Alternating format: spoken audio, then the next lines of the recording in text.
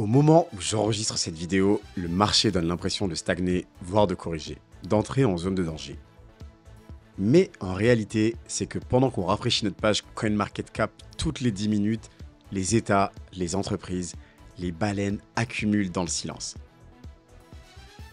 Et aujourd'hui, on va lever le voile sur ce qu'il se passe réellement en coulisses. Le Pakistan est le PDG de la plus grosse banque américaine qui retourne leur veste, Trump qui injecte 2,5 milliards de dollars en BTC, GameStop qui se transforme en microstratégie, achète 4710 bitcoins mais plonge en bourse juste après, c'est le programme du jour. Mais avant d'analyser tout ça, laissez-moi vous poser une question simple.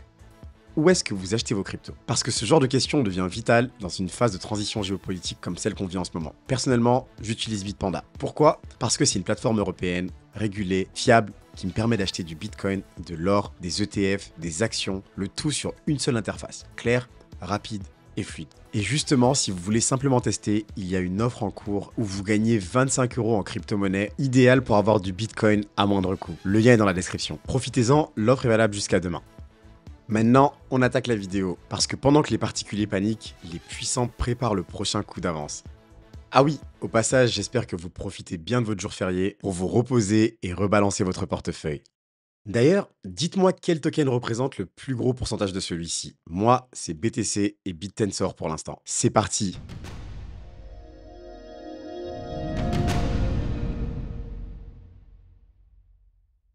Imaginez un barrage. Pendant des années, il retient l'eau avec acharnement, de peur qu'elle ne déborde. Et puis un jour, il cède. C'est exactement ce qui vient de se passer avec le Pakistan.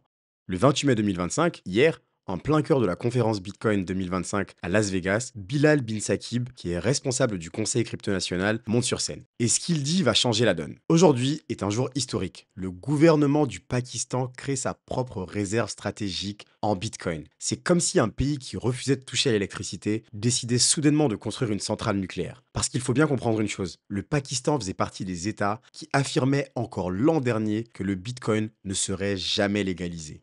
Et là, non seulement ils le légalisent, mais en plus ils en accumulent. Ils veulent en faire une arme géopolitique, une assurance contre le chaos monétaire mondial. Comment? En allouant 2000 mégawatts de surplus énergétique à des fermes de mining.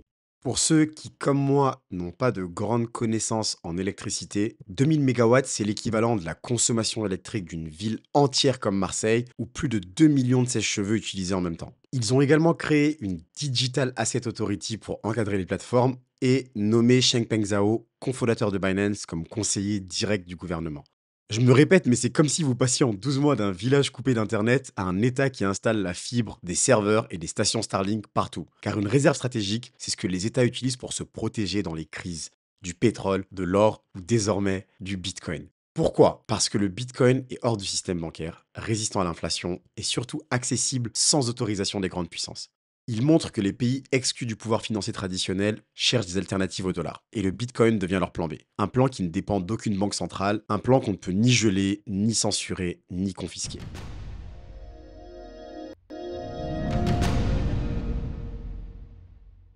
Imaginez une table de poker. Les lumières sont tamisées, les regards sont figés. Et tout le monde a les yeux rivés sur ce qu'on appelle le flop, les 3 premières cartes révélées au poker. C'est à ce moment que la table se divise. Certains comprennent ce qui se prépare, d'autres paniquent et se couchent. La majorité des joueurs sont nerveux, ils pensent que la partie tourne mal. Alors ils jettent leurs cartes, ils sortent. Ils se disent que la main est trop risquée. Mais dans le coin de la salle, il y a un joueur calme, un pro, il n'a pas bougé d'un millimètre. Et puis, lui, il rajoute des jetons. C'est exactement ce qui se passe sur le marché Bitcoin aujourd'hui. Le prix recule vers 107, 106, 105 000 et les particuliers commencent à douter.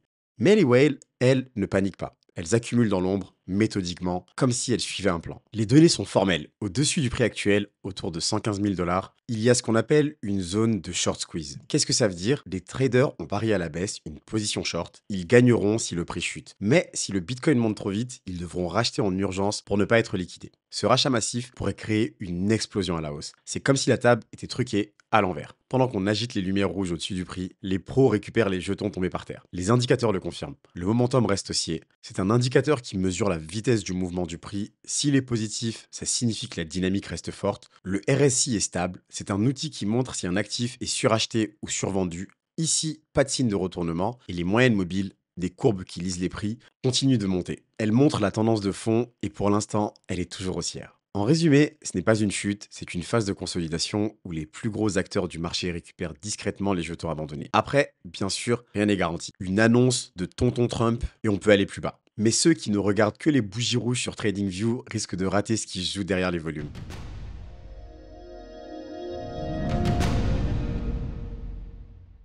En surface, tout semble aller à contre-courant. GameStop annonce l'achat de 4710 bitcoins et son action chute de 11%. Trump Media lève 2,5 milliards de dollars pour acheter du bitcoin et perd 24% en bourse. Pour le spéculateur distrait, c'est un mauvais signal. Mais en réalité, ce n'est que le premier acte d'une pièce écrite à l'envers. Parce que dans cette scène-là, ce que vous voyez n'est pas ce qui compte. C'est ce qui se passe derrière le rideau qui change tout. GameStop ne cherche pas à faire plaisir aux analystes. Elle se repositionne comme véhicule d'accumulation massive, exactement comme MicroStrategy avant elle. Et Trump Media ne parie pas sur une plus-value court terme. Elle ancre Bitcoin dans sa stratégie politique de long terme. La vraie scène, celle que personne ne filme, c'est celle d'entreprises qui convertissent du cash en actifs durs, qui construisent des trésoreries en Bitcoin pendant que les autres stockent de la dette. Et ça commence à se voir. Pour ceux qui savent lire au-delà des apparences, la mise en scène ne trompe plus personne.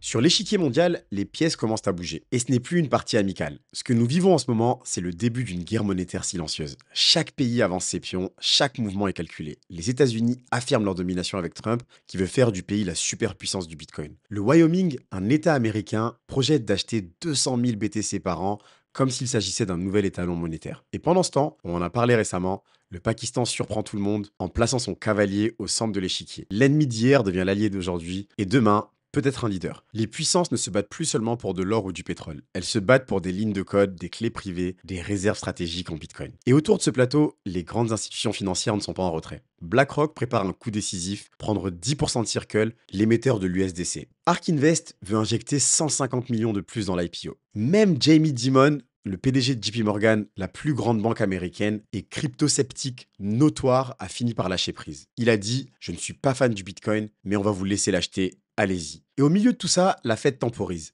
Les marchés n'attendent plus que 2 baisses de taux en 2025 contre 4 il y a à peine 2 mois. Le climat est incertain, mais sur l'échiquier, certains joueurs savent exactement où ils vont. Et Bitcoin aujourd'hui n'est plus un pion. C'est la pièce la plus mobile, la plus imprévisible et celle qui peut retourner une partie à elle seule. Le marché vous montre une stagnation, une chute, mais ce n'en est pas une, c'est une redistribution. Les États accumulent, les entreprises se repositionnent, les baleines se renforcent. Et pendant que les particuliers vendent par peur de perdre, les puissants achètent par peur de rester à l'écart. On vit un basculement, un changement d'époque. Bitcoin devient un actif stratégique. Le vrai risque aujourd'hui, à mon avis, ce n'est pas d'acheter, c'est de ne rien faire et de laisser la vague vous engloutir. Prenez soin de vos positions, gardez la tête froide et surtout, prenez soin de vous. Excellents investissements à tous. C'était Mansour. Peace.